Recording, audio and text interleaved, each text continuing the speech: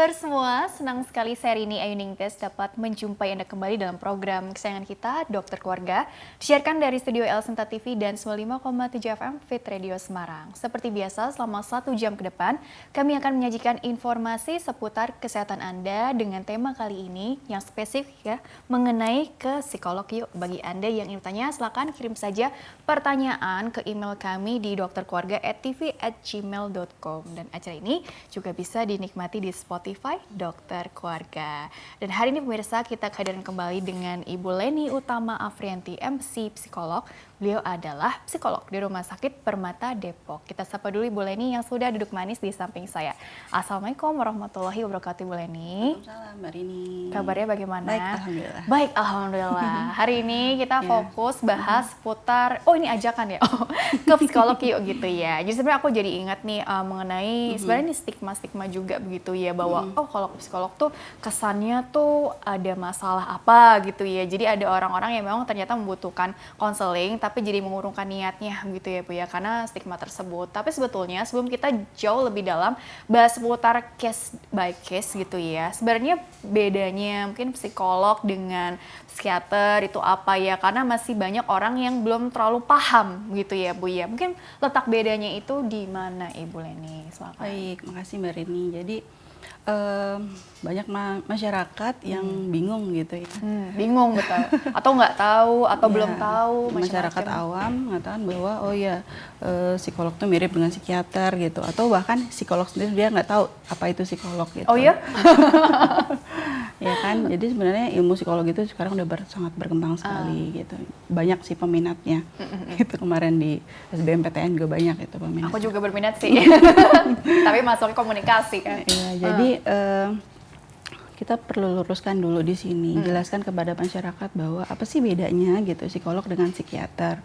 Jadi kalau psikiater itu dokter ya, jadi spesialis kedokteran jiwa, jadi SPKJ gelarnya. SPKJ. Nah, jadi kalau SPKJ berarti lulusnya itu dari Fakultas Kedokteran, ya, nanti mengambil spesialis kejiwaan. Ya.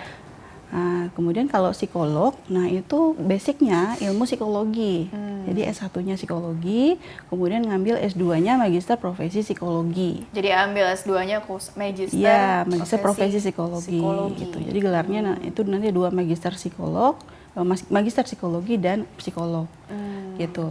Nah, ini 2 hal yang berbeda ya, 2 profesi yang berbeda tetapi saling support gitu.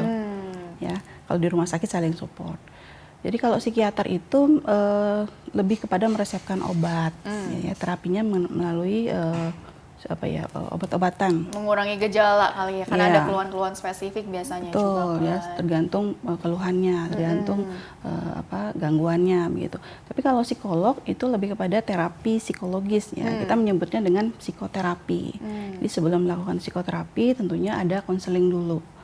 Gitu di awal. Psikoterapi itu istilahnya. Psikoterapi. Gitu. Didahului dengan konseling atau apa istilahnya ya menggali data dulu, kenapa, ada apa gitu kan. Ngobrol-ngobrol aja sih sebetulnya. Ya, tetapi ngobrol bukan sekedar ngobrol sih gitu. Ada poin-poin yang memang kita harus garis bawahi agar kelihatan nih benang merahnya di mana. Dengan teknik-teknik tertentu. Iya, ya, betul. Oke. Jadi seperti itu ya. Berarti kan aku sering dengar juga nih ini sekarang kita fokus aja ke psikolognya ya. Psikolog kan ada yang tadi Ibu bilang praktek di rumah sakit nih di RS Permata Depok, atau juga ada juga yang dia ngajar gitu ya, atau mungkin apa sih adanya dari psikolog klinis lah atau apalah gitu. Jadi nah itu juga kadang-kadang buat bingung juga, ini maksudnya apa sih, kok sepertinya luas ya gitu ya. Betul. Jadi psikolog itu memang luas banget. Jadi dimanapun ada manusia sebenarnya psikolog tuh laris sebenarnya gitu ya. Karena ilmunya memang pelajari tentang gitu. Manusia gitu dan proses mental yang terjadi di dalamnya. Jadi kalau misalkan di rumah sakit memang yang bekerja itu adalah psikolog klinis. Seperti saya gitu ya, itu psikolog klinis. Ya, kemudian kalau di industri juga ada sebenarnya psikolog. Ya, itu disebut dengan psikolog industri gitu. Beda lagi ya. Di situ mungkin nggak terlalu menemukan kasus-kasus klinis yang berat ya, tetapi lebih kepada tentang perusahaan atau organisasi, bagaimana mengatur gitu ya organisasi tersebut agar sesuai begitu ya. HRD begitu? Iya, betul. Oh, orang-orang HRD tuh. Biasa lulusan, tapi tuh sarjana psikologi ya? Kalau psikolog industri itu memang bisa di S2 memang itu, ya. Tapi kalau di perusahaan bisa S1 juga. Cuma kan kompetensinya jadi berbeda gitu. Jadi ada yang psikolog klinis seperti ada Ibu industri, nih, dan juga ada yang industri. Atau ada lagi yang ada lain? lagi, sebenarnya banyak sekali ya iya? aplikasinya itu dimanapun. Ada juga di pendidikan, ya misalnya jadi guru BK. Ya, jadi kebanyakan tuh di sekolah itu memang disebut dengan psikolog pendidikan ya, kasus-kasus pelajar ya, sekarang ini juga banyak tuh kan pelajar atau remaja misalnya yang nakal begitu. Nah, itu diselesaikan gitu ya, oleh guru BK-nya ya. Di situ juga sebagai psikolog pendidikan. Ada lagi yang sekarang lagi booming itu psikolog forensik.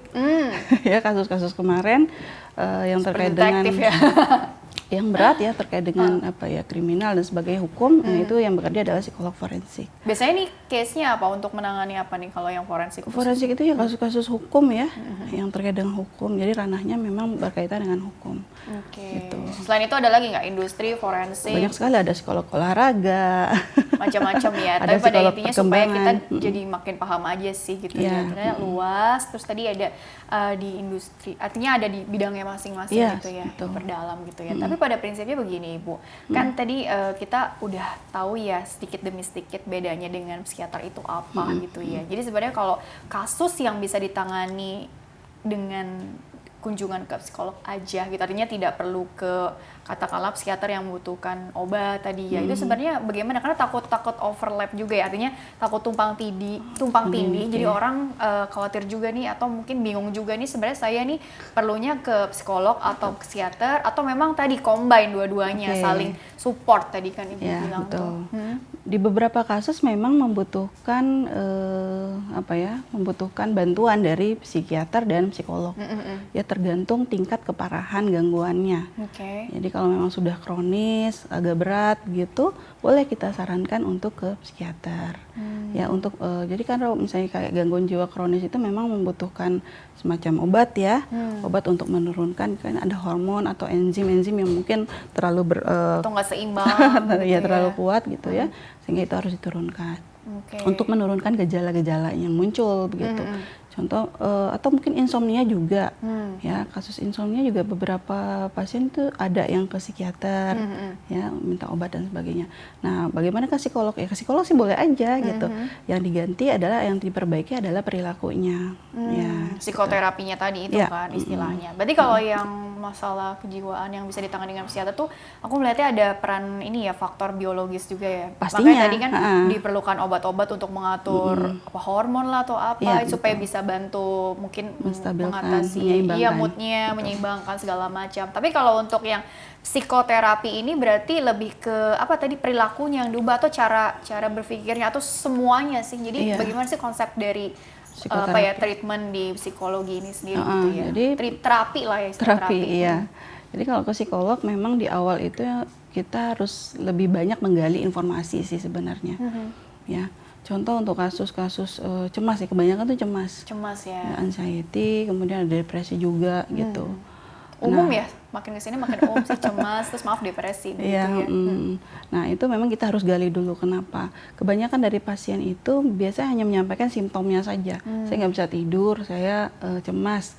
Tapi dia nggak tahu tuh akarnya dari mana. Artinya mengganggu quality of life-nya gitu ya. Jadi dengan teknik wawancara, observasi kita gali, nah nanti kita dapatkan benang merahnya gitu. Itu core masalahnya di mana sih sebenarnya gitu. Dia cerita A, ternyata masalah bukan di A tapi lebih kepada B misalnya. Gitu. Dan itu memang butuh waktu. Makanya kalau ke psikolog itu biasanya lebih lama ya, bisa 1 jam sampai 1,5 jam. Ya, tergantung. Cukup. Dan itu nggak cukup misalnya 1 sesi aja kan, pasti tadi kunjungan berkali-kali juga. Butuh beberapa kali sesi biasanya. Tergantung psikolog dan persetujuan dengan pasiennya. Ada yang 3 kali sampai 4 kali. Atau tergantung juga dari si kasusnya itu juga, atau bagaimana sikap atau mentalnya si pasiennya juga begitu ya Bu ya. Tapi menarik sih tadi, karena kan istilahnya kalau kita bicara terapi tadi kunjungan bisa aja berkali-kali. Terus juga artinya butuh kerjasama juga antara psikolognya dengan si pasien itu sendiri. Mungkin seberapa terbukanya dia juga begitu ya, karena ini kan kita bicara tadi ada juga yang memang tidak paham apa sih core masalahnya atau memang makanya tujuannya dia datang ke psikolog kan untuk bantu mencari tahu sebenarnya apa sih yang menjadi triggernya dia sama ini gitu ya. Karena tadi lebih bercerita simptomnya ini ya. Atau mungkin ada yang sudah paham, oh aku datang ke sini karena ada trauma ini sebelumnya. Biasanya bagaimana sih Bu ya? Iya. Itu tergantung pasiennya, tergantung orangnya. Kalau memang dia sudah tahu masalahnya apa, biasanya dia bisa bercerita lebih leluasa gitu. Lebih open juga ya jadinya. Lebih open ya. Dan kemauan sih yang penting. Jadi kalau memang dia ada kesediaan untuk mau berubah gitu ya, mencari tahu kenapa ya, kemudian bagaimana cara menyelesaikannya. Nah, itu lebih enak sebenarnya dibanding pasien-pasien yang mungkin lebih tertutup dan bersikap defensif gitu.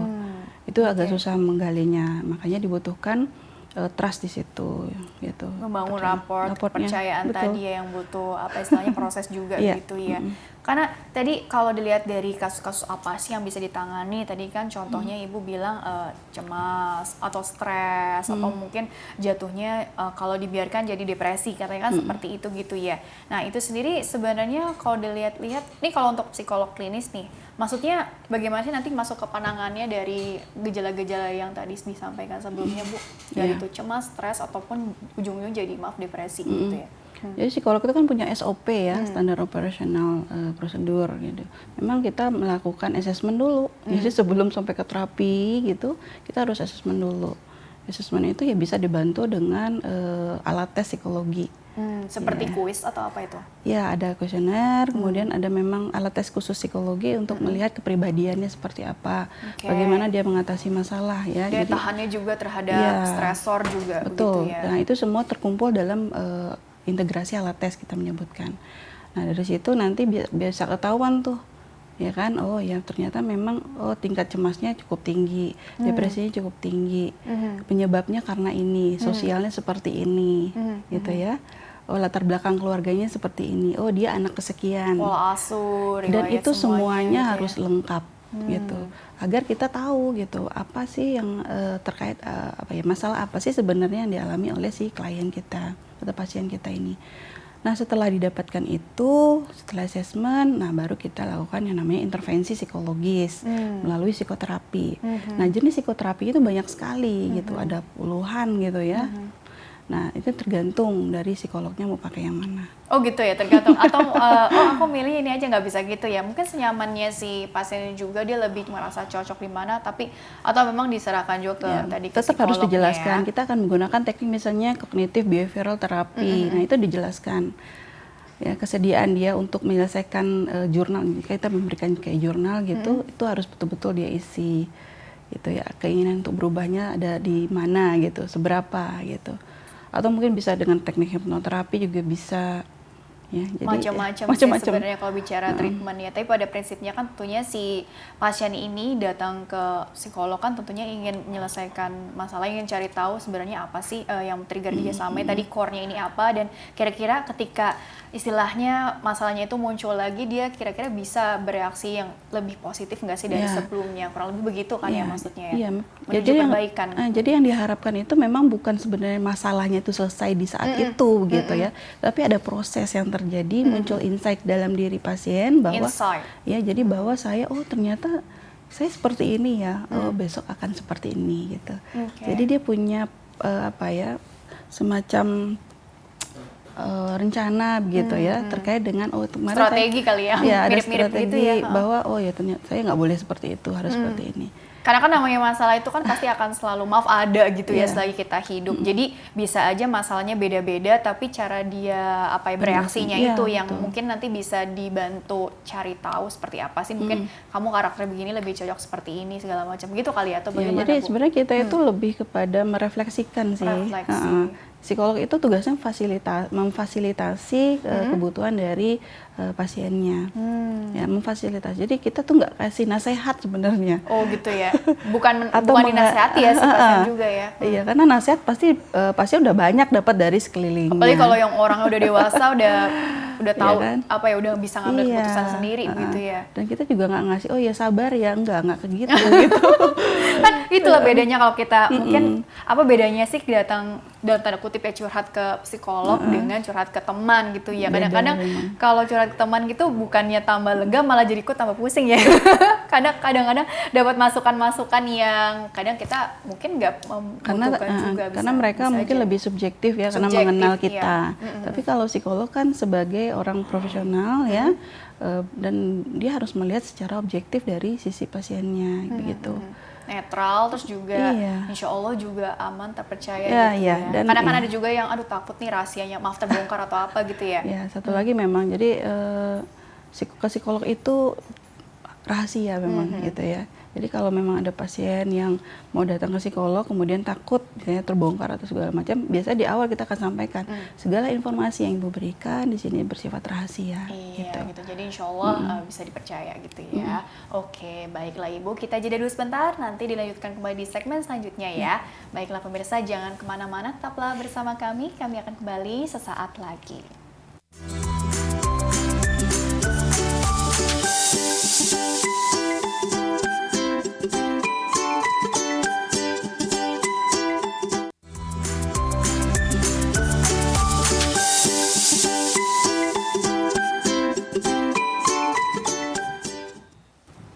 Ya pemirsa, terima kasih Anda masih bersama kami di program Dokter Keluarga, masih membahas mengenai ke psikolog yuk bersama dengan Ibu Leni Utama Afrianti, MC Psikolog di Rumah Sakit Permata Depok. Bagi Anda yang ingin tanya, silakan kirim saja pertanyaan ke email kami di dokterkeluarga@tv@gmail.com, dan acara ini juga bisa dinikmati di Spotify Dokter Keluarga. Ibu Leni, dilanjutkan kembali ya. Jadi sebetulnya tadi kita sudah bahas di awal bedanya psikolog dengan psikiater itu apa sih, terus juga di bidang-bidang apa ya, di ranah-ranah apa, terus kemudian juga case-case apa yang bisa ditangani oleh psikolog ya tentunya ya. Tapi sebenarnya begini, tadi kan perlu kesadaran juga ya dari si pasien, atau mungkin juga bantuan dari orang sekitarnya yang artinya mengingatkan bahwa kamu sekiranya perlu bantuan nih, bantuan dari profesional untuk bantu mencari apa sih yang men-trigger kamu atau core masalah kamu, sehingga bisa dicari solusinya ketika itu bisa aja datang lagi problemnya gitu ya, dan bagaimana menyikapinya gitu ya. Tapi pada prinsipnya kita sebagai manusia biasa atau orang awam, bagaimana sih kita berusaha mengenali tanda-tanda atau istilahnya apa ya, red flags barangkali, gejala yang mungkin kita nih nggak bisa nih handle sendirian, kita perlu bantuan psikolog begitu. Jadi kira-kira seperti apa itu tanda-tandanya Ibu? Dari permasalahan sehari-hari contohnya seperti apa? Kalau tanda-tanda sebenarnya banyak ya. Misalkan kalau udah mulai uring-uringan yang nggak jelas, dan itu intensitasnya meningkat setiap hari gitu. Yang tadinya mungkin cuma sekali seminggu, tapi kok bisa setiap hari ya marahnya gitu. Atau hanya masalah sepele, misalnya WA nggak dibales atau segala macam. Jadi lebih sensitif gitu ya? Jadi tingkat sensitivitas lebih tinggi, kemudian jadi marah-marah gitu. Dan dia itu merasa tidak nyaman dengan kondisi itu gitu. Kalau dia merasa tidak nyaman, bagi beberapa orang yang aware ya, dia bisa tahu gitu, oh ya saya kenapa ya gitu. Tapi kalau yang nggak tahu kan ini akan terus berlanjut gitu. Takutnya ini mempengaruhi kualitas hidupnya gitu ya. Bisa marah-marah, oke, mungkin hanya di lingkup rumah saja, nanti kalau sampai ke kantor, bahkan sampai marahin anak ya, atau siapapun gitu ya, itu akan mempengaruhi sosialnya juga nanti gitu. Nah ini bahaya. Jadi kalau memang dia sudah merasa tidak nyaman, silakan saja datang ke psikolog. Ya, dan satu lagi memang psikolog itu nggak pakai obat ya, kita pakai terapi, jadi nggak usah khawatir. Jadi sebenarnya tadi bisa dilihat ya dari perubahan sikap, perilaku atau emosi dari kita sehari-hari gitu ya. Tadinya mungkin kita nggak sesensitif itu ya, tapi kok belakangan ini jadi makin seperti itu gitu ya. Dan bahkan tidak hanya merugikan diri sendiri, tapi juga maaf orang lain, bahkan orang-orang yang tidak berdosa sekalipun, bersalah sekalipun, sampai tadi anak, pasangan, mungkin masalahnya di kantor, tapi yang kena apa ya istilahnya, kena efeknya yang di rumah juga gitu ya. Itu sih agak yang pusing seperti itu ya Bu ya. Terus tadi kata-katanya nggak pakai obat ya kalau ke psikolog tadi ya. Jadi prinsip dari psikoterapi itu bagaimana? Kalau kan kita tahu kan katanya kalau bicara psikologi itu antara pikiran, perasaan, dan tindakan itu harus selaras ya. Betul. Jadi apakah itu target yang ingin dicapai supaya selaras kembali atau bagaimana Ibu? Ya harapannya memang seperti itu ya, tapi tergantung nanti bagaimana sih proses yang terjadi selama proses intervensi dilakukan. Gitu Maksudnya ya. bagaimana nih? Ya, jadi proses intervensi itu biasanya kan ada empat kali tatap muka atau 5 kali pertemuan. Nah itu betul-betul bagi pasien yang aware ya dan betul-betul memiliki kesediaan, kemudian komitmen terhadap proses terapi yang dilakukan, itu biasanya ada perubahan gitu ya. Nah yang susahnya kalau pasien itu yang sekedar nggak percaya misalnya ya, kalau nggak percaya ya susah gitu. Makanya dibutuhkan di awal itu betul-betul kuncinya bahwa antara psikolog dan pasien itu betul-betul harus bisa menjaga begitu ya trustnya, ya good rapportnya memang mesti baik ya, dan sebagainya agar proses intervensi atau psikoterapi yang dilakukan berjalan lancar.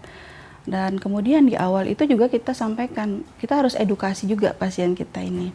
Ya, kalau memang dia punya masalah cemas, oke, kalau masalah cemas ini apa yang kalau misalnya ini sembuh gitu ya, apa simptom kira-kira yang muncul gitu, ya kan? Apa yang kamu harapkan dari proses terapi itu harus dijelaskan. Apa yang diharapkan gitu ya. Jadi nanti bagaimana istilahnya apa ya outputnya ini Iya gitu betul. ya. Itu di awal itu betul-betul harus.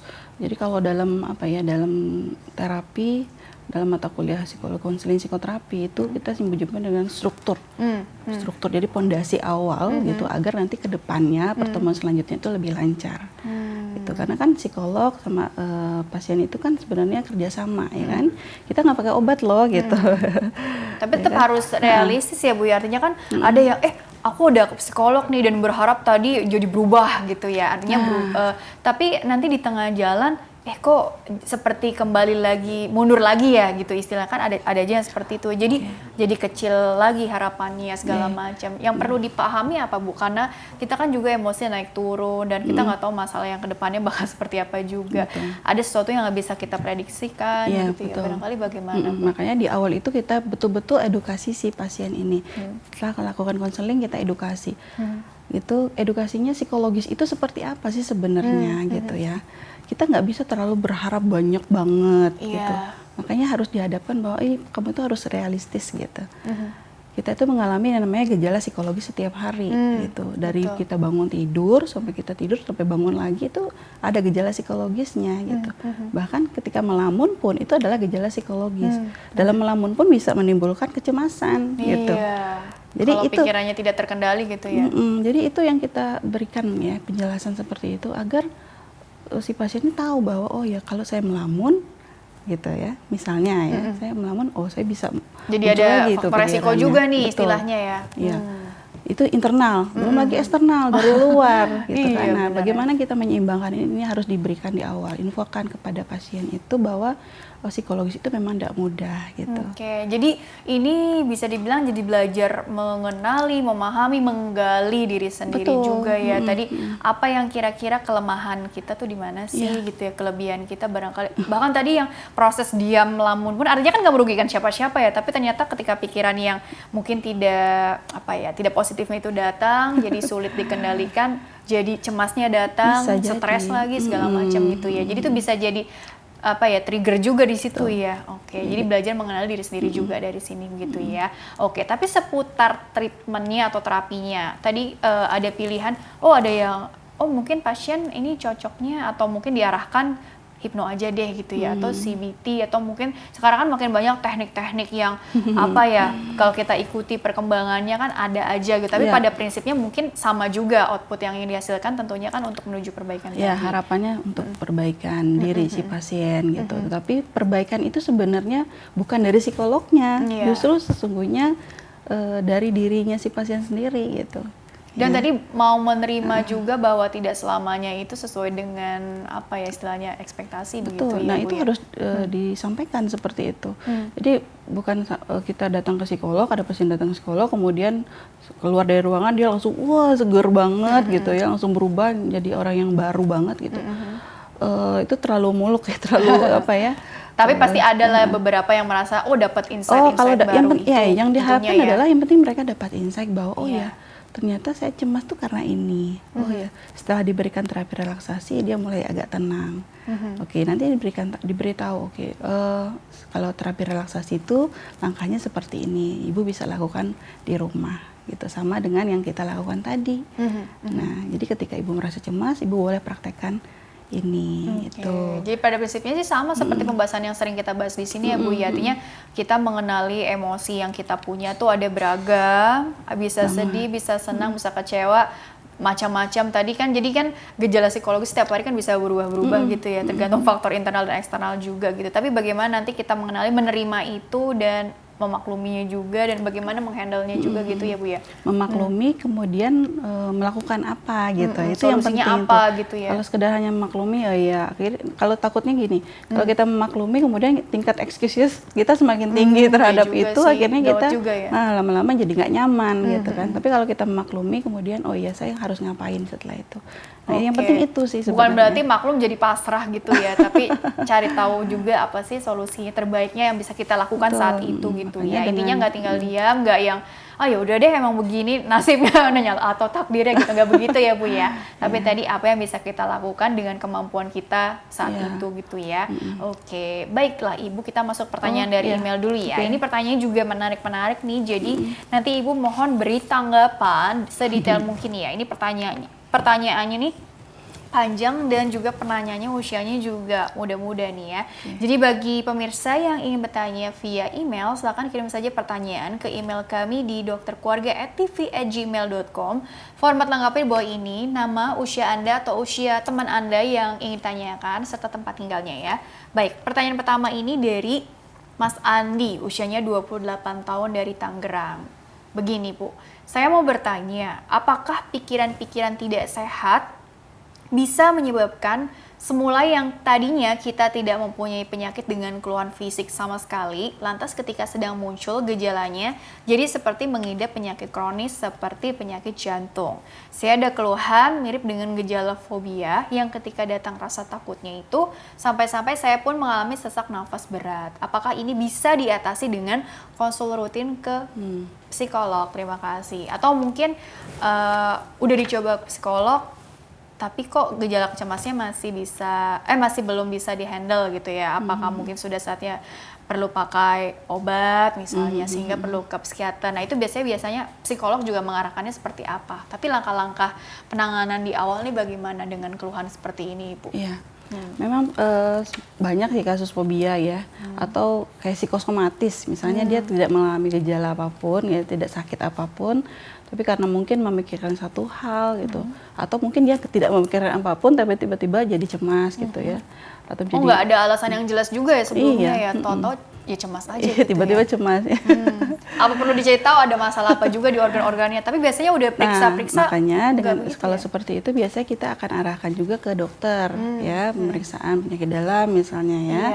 Ada apa sih dengan tubuhnya secara biologis gitu? Apakah memang faktor itu atau memang ada faktor lain gitu ya? Jadi biasanya kita arahkan ke dokter dulu. Kalau memang tidak ada masalah, oke, berarti ini pure mungkin masalahnya psikologis gitu ya. Karena dari pemeriksaan dokter, oke, semuanya bagus misalnya ya, nggak ada masalah, oke, berarti ini masalah dengan pikiran dan perasaan. Pikiran dan perasaan. Jadi kalau memang bisa rutin ke psikolog ya bisa aja gitu. Nanti psikolog akan cari tahu dulu, kemudian dicek ya tingkat fobianya itu ada di berapa sih sebenarnya gitu. Dan jawab dengan jujur tentunya gitu ya, agar biar clear gitu ya, atau bisa terminimalisir gitu. Jawab dengan jujur loh, artinya nggak ada yang ditutup-tutupi juga betul, ya. Betul. Karena apa mungkin intinya gini, tadi keberhasilan, bukan keberhasilan sih, tapi progresivitas juga kali ya, itu dilihat juga dari seberapa terbukanya tadi, balik lagi seberapa jujur, seberapa percayanya dia dengan psikolognya, dengan dirinya dulu dengan dirinya dan sendiri psikolog ya. gitu. Iya, tentunya begitu ya. Karena gimana mau terbuka ya kalau dianya sendiri aja. Kalau defend ya susah gitu. Jadi sebaiknya memang lebih terbuka. Nah, tapi psikolog tuh punya cara aja sih. Kalau ada yang defend tuh bisa kebuka juga akhirnya gitu. Mau dikasih tahu cara? Oh enggak dong. Bukan rahasia sih, nanti bisa konsul langsung aja gitu ya. Tapi pada prinsipnya berarti kalau misalkan fobianya terhadap objek apa gitu ya. Terus nanti mungkin ada teknik-teknik tertentu sehingga nanti bakal tergali lagi gitu ya. Mungkin peristiwa di masa lalunya begitu ya, di masa kecilnya atau apa yang membuat dia kok jadi takut atau cemas berlebihan begitu Bisa ya Bu jadi, ya? ya. Kurang lebih seperti itu. Tapi kalau pertanyaannya bisa diatasi dengan konsul rutin ke psikolog, nah ini dilihat juga dari masing-masing orangnya juga begitu ya tadi ya. Enak nggak diajak kerjasamanya, mau dengerin pendapat ahlinya nggak begitu ya Bu ya. Oke, kurang lebih seperti itu ya. Tapi nggak ada salahnya juga dicek juga kondisi fisiknya yang lengkap tadi ya Bu ya. Oke, ada saran lagi untuk Mas Andi barangkali? Ya boleh, jadi psikolog tuh sebenarnya udah banyak sekali ya di rumah sakit manapun sudah ada praktek psikolog. Jadi Mas Andi boleh nanti cek aja itu di website gitu, psikolog yang berpraktik gitu, agar biar lebih apa ya nggak penasaran juga, ya kemudian dapat apa ya lebih cepat lah penanganannya. Gitu. Apa ada tips khusus untuk memilih psikolog yang sesuai dengan apa ya enggak ya? Tapi pada prinsipnya cari tahu ini kira-kira bisa kamu percaya atau enggak gitu ya. Psikolog terdekat aja dari rumah itu banyak sekali ya, rumah sakit udah ada psikolog semua rata-rata. Baiklah. Pertanyaan selanjutnya nih dari Mas atau Adek atau Kakak deh ya. Kak John nih usianya 17 tahun dari Tangerang Selatan.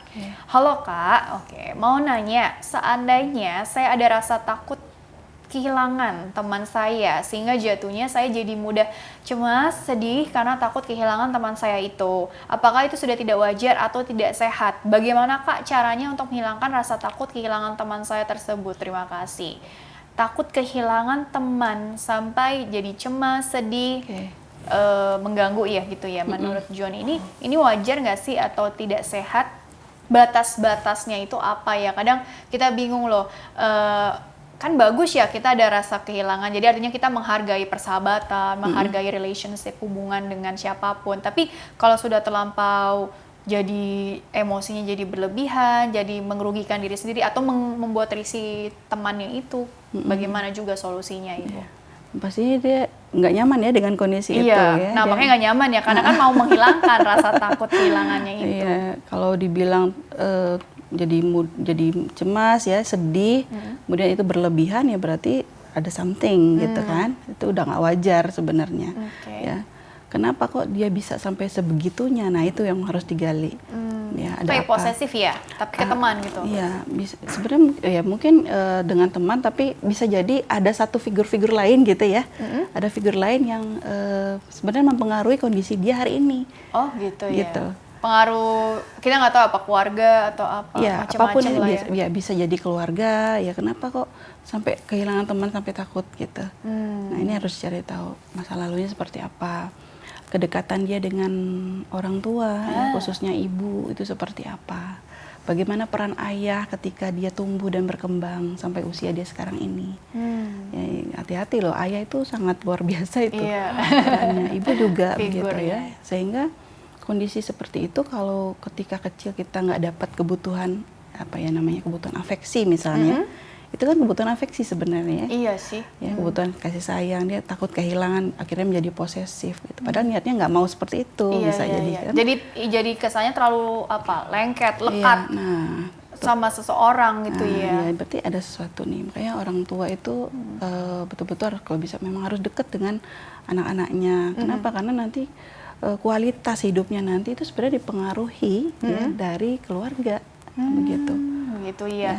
Ngomong-ngomong ini aku jadi penasaran sih. Jadi kan sebenarnya tadi kan mulai usia berapa juga sih kita bisa ke psikolog ya? Artinya apakah mungkin usia dewasa aja nih kebanyakan? Karena kan kita butuh apa tadi ya, komunikasi, membangun rapport gitu ya. Artinya kan untuk keterbukaan aja kita kan harus bercerita. Kita ini ada keluhannya begini. Kalau anak-anak nih bisa nggak ya, misalnya kan usia 17 atau mungkin di bawah itu udah ngerasa diperlukan nggak sih?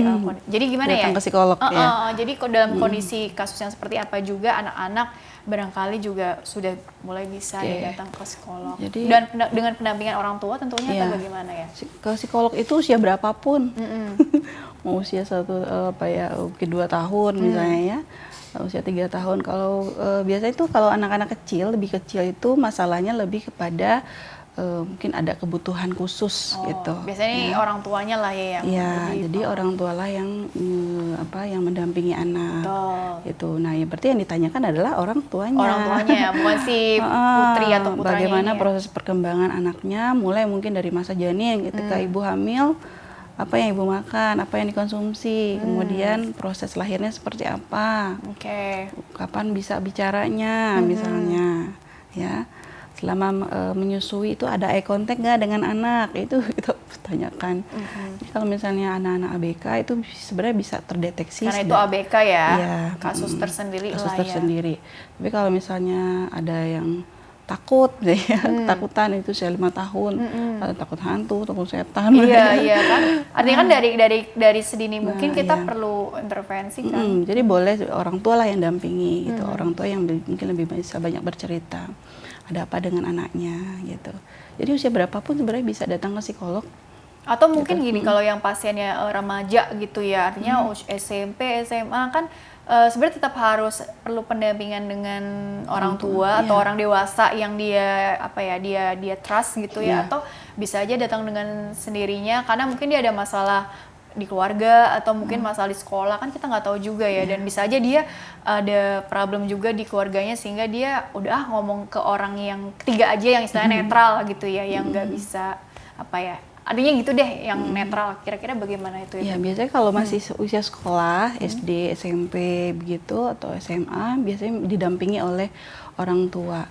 Cuma mungkin di pertemuan awal ya mungkin hanya anaknya saja gitu yang datang masuk ke ruangan gitu. Orang tua yang nunggu di luar. Nanti di sesi tertentu orang tua juga datang. Seperti itu. Jadi seperti ada family therapy juga. Iya, bisa jadi. Tergantung nanti masalahnya apa. Oke, jadi bisa jadi mediator juga di sini ya, psikolog juga gitu ya. Istilahnya intinya tergantung dari kasus per kasus dan bagaimana nanti solusi terbaiknya tentunya dengan komunikasi terus gitu ya, Bu ya. Karena psikolog itu butuh informasi dari banyak pihak sebenarnya, bukan hanya dari pasiennya saja, tapi dari significant person misalnya orang tuanya, gitu ya, atau sahabatnya, gitu. Biar semakin objektif gitu ya, Bu ya. Oke, baiklah Ibu, kita jeda dulu sebentar, nanti dilanjutkan di segmen terakhir ya. Baiklah pemirsa, jangan kemana-mana, tetaplah bersama kami akan kembali sesaat lagi.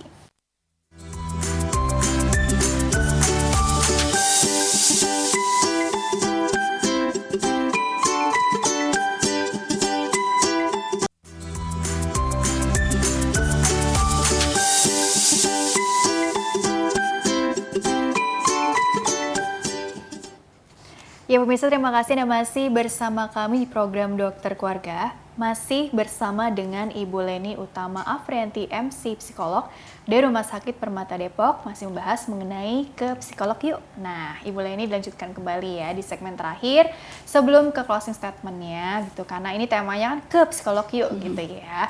Jadi ini kan berupa ajakan gitu ya, ajakan bagi teman-teman atau siapapun di luar sana yang memang sekiranya membutuhkan bantuan dari profesional untuk mencari tahu apa sih tadi core atau inti dari masalahnya gitu kan. Barangkali mereka nggak tahu gitu kan apa sih yang membuat dia cemas belakangan ini atau segala macam keluhan yang ada, sehingga ketika tadi keluhannya datang dia bisa bagaimana mengantisipasinya gitu ya dengan tindakan-tindakan yang mungkin sudah memang diajarkan teknik-tekniknya gitu ya untuk solusi.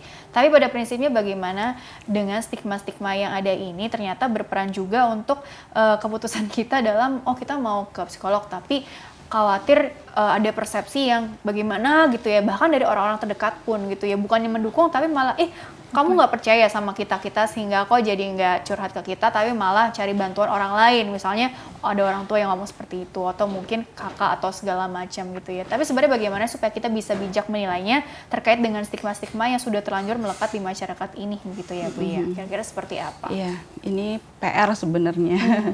Ya karena psikologi itu kan mungkin bagi awam termasuk baru ya. Dan di bidang yang lain pun kayak tenaga kesehatan lain pun ya psikologi termasuk baru gitu. Jadi kita perlu edukasi masyarakat tentunya bahwa kalau ke psikolog itu bukan hanya masalah gangguan jiwa kronis saja gitu. Bahkan hal-hal sederhana pun sebenarnya bisa ke psikolog gitu. Jangan merasa malu, takut, enggan. Ya, perasaan gitu ya. malu, takut itu dikesampingkan dulu gitu. Kalau memang kita memang membutuhkan gitu ya tenaga profesional untuk bisa memfasilitasi ya permasalahan ini, ya kenapa enggak gitu ya. Jadi kalau misalkan ada tidak semacam nggak dapat support dari orang-orang sekitar, tapi kalau memang kita butuh ya kasih tahu aja. Berarti bapak atau ibu atau yang lain mungkin sudah tahu ya bahwa ke psikolog itu ternyata harus begini. Itu dikasih tahu aja saudaranya begitu. Ya, kalau psikolog itu sebenarnya bukan masalah gangguan jiwa kronis saja, bahkan cemas, stres, bahkan anaknya yang nggak mau makan, ibunya yang stres, itu pernah datang ke saya juga ada yang seperti itu. Atau merasa lemah nih kok gini aja nggak bisa sehingga perlu bantuan profesional. Kan ada juga yang, jadi macam-macam ini persepsi di luar sana begitu ya. Iya, jadi nggak usah khawatir sebenarnya gitu. Kalau ke psikolog itu nggak semengerikan itu kok gitu. Jadi kalau memang ada saudaranya atau keluarganya yang datang ke psikolog, yuk disupport gitu. Ya, mereka mungkin butuh bantuan secara psikologis ya untuk bisa mengenali dirinya lebih dalam gitu ya, untuk bisa membantu menyelesaikan permasalahan diri. Tapi tetap saja nanti intinya adalah setiap kita lah yang bisa menyelesaikan masalah kita gitu. Jadi bukan psikolognya. Tapi intinya adalah bagaimana agar bisa mensupport aja satu sama lain gitu. Kalau memang saudaranya butuh ke psikolog ya silakan, nggak apa-apa. Sekarang zaman informasi ya sudah sangat terbuka sekali. Psikolog juga sudah ada di mana-mana, juga sudah ada online-nya juga gitu. Ya boleh chat atau datang ke rumah sakit terdekat. Oke. Gitu. Yang pasti tadi ya anggapan maaf ya kalau ke psikolog atau psikiater tuh identik dengan masalah kejiwaan yang berat atau apa, itu yang perlu dikesampingkan gitu ya. Karena hal-hal kecil pun yang memang mengganggu pikiran, perasaan atau tindakan kita yang jadi nggak selaras itu memang perlu dicari apa istilahnya solusi terbaiknya begitu ya Bu ya. Agar kualitas hidup kita juga semakin meningkat baik, membawa dampak yang positif juga ke orang-orang sekitar kita. Artinya nggak jadi korban apa ya, kita menampung apa ya, jadi seperti tong sampah permasalahan orang lain, nggak begitu ya Bu ya? Enggak juga gitu. Jadi sebenarnya gini, kalau kita ke psikolog ya, teman-teman itu atau bapak ibu juga mesti tahu bahwa psikolog itu apa ya, sebenarnya menarik gitu ya. Kita bisa jadi leluasa bercerita karena ini adalah orang yang objektif menilai begitu ya kan. Jadi cara penanganan masalahnya, cara menyelesaikan atau mengingatkan bapak ibu semua jika jadi pasiennya itu berbeda dengan orang-orang di sekeliling. Misalkan orang sekeliling bilang, ih itu aja kok dipikirin gitu ya, kan kita nggak tahu apa yang terjadi dalam dirinya gitu, apa yang sudah dia usahakan untuk menyelesaikan itu gitu. Kok lebay sih gitu aja, baper misalnya ya kan. Beda-beda ya setiap orang ya. Makanya kalau ke psikolog itu justru lebih dihargai yang seperti itu. Ya, jadi kita nggak ngelihat apa ya, oh ya mungkin dia sulit ya untuk orang tertentu untuk menyelesaikan satu masalah mungkin susah, tapi bagi orang tertentu mungkin itu mudah. Nah setiap orang tuh berbeda. Berarti itu tergantung dari karakter orangnya itu, atau mungkin kita punya apa ya, kalau tubuh kan ada daya tahan tubuhnya ya. Kalau untuk masalah psikologis nih tergantung dari mental atau apa ya istilahnya, kepribadian atau apa ya, nih? Semuanya campur aduk. Karena psikologis itu nggak hanya psikis saja sebenarnya, di fisik juga. Ya, orang sakit kepala itu bisa ngaruh ke psikis juga gitu kan. Jadi apapun permasalahan itu bapak ibu boleh datang ke psikolog, boleh chat gitu ya, boleh menggunakan jasa online juga gitu. Konsul online juga ya, apapun itu. Jika merasa tidak nyaman atau memang hanya butuh sekedar didengarkan saja pun psikolog siap kok gitu. Iya begitu ya kurang lebih ya. Jadi memang tapi tetap ya dukungan dari orang-orang sekitar itu akan menjadi sangat-sangat penting gitu ya. Karena support system salah satu faktor yang bisa mempengaruhi kondisi kita. Karena kan bagaimana dia mau merasa apa ya lebih baik ya kalau memang mungkin dengan psikolognya dia merasa nyaman, tapi bagaimana dengan lingkungan sekitarnya itu yang justru yang lebih penting gitu ya, kesehariannya dia, kehidupan sosialnya dia bagaimana gitu ya Bu ya. Oke, karena waktunya juga kan terbatas gitu ya. Jadi sebenarnya begini, dari semua perbincangan kita yang kurang lebih 1 jam ini kan cukup luas gitu ya. Jadi apa sih benang merah yang bisa Ibu tanamkan sekali lagi atau edukasikan kepada kita semua, khususnya orang awam nih gitu kan, agar kita jadi makin aware, makin paham dengan apa sih ilmu psikologi itu begitu ya, dan bagaimana juga nanti nggak ada stigma-stigma yang kurang tepat dan yang maaf sudah terlanjur dipercaya, sehingga untuk kita semua atau mungkin bantu juga screening orang-orang sekitar kita siapa yang membutuhkan bantuan psikolog tuh agar tidak sungkan-sungkan atau ragu-ragu lagi untuk mencari bantuan profesional bila mana memang dibutuhkan begitu ya. Jadi kesimpulan yang bisa Ibu sampaikan singkat saja mengenai tema hari ini kepada kita semua. Jadi psikolog itu memang luas ya, tapi kan semakin diperkecil ada psikolog klinis ya. Jadi psikolog klinis ini memang tugasnya yang membantu ya, memfasilitasi permasalahan dari pasien atau bapak ibu gitu. Jadi nggak apa-apa, silakan datang ke psikolog ya, apapun itu permasalahannya, ataupun nggak ada masalah sekalipun gitu ya. Terus jadi hanya ingin untuk menggali minat bakat, ya, lebih boleh, mengeksplor diri lebih untuk oke mengeksplor lagi diri ya. gitu ya, untuk ingin mengetahui apa sih yang bisa saya gali lebih Iya, dalam lagi dari diri benar-benar. kita, atau mungkin hanya ingin bercerita saja gitu. Psikolog itu siap Biar kok lebih gitu. plong gitu ya. Nah, jadi apapun permasalahannya boleh datang ke psikolog, atau Oke. tidak ada permasalahan pun boleh datang Untuk ke pengembangan psikolog. diri tadi ya, minta saran-saran kan Iya, boleh aja itu terkait kan. dengan psikologi positif. Karir lah atau apa gitu Betul. kan. Jadi nggak apa-apa kok, ke psikolog itu asik gitu. Asik. Biar dapat insight-insight baru Iya, gitu ya. betul. Tercerahkan terus ya. Habis ketemu Ibu Leni merasa wow gitu ya. Jadi mind blowing gitu ya. Oke, Bu Leni terima kasih telah berbagi ilmunya di sini. Insya Allah membawa banyak manfaat untuk orang banyak. Sukses dan berkah selalu untuk Ibu Leni ya. Baiklah, terima kasih juga pemirsa Anda telah mengikuti program ini. Saya Rini Ayuning Tias beserta seluruh kru yang tugas. Mohon undur diri dari hadapan Anda. Sekian dan sampai jumpa.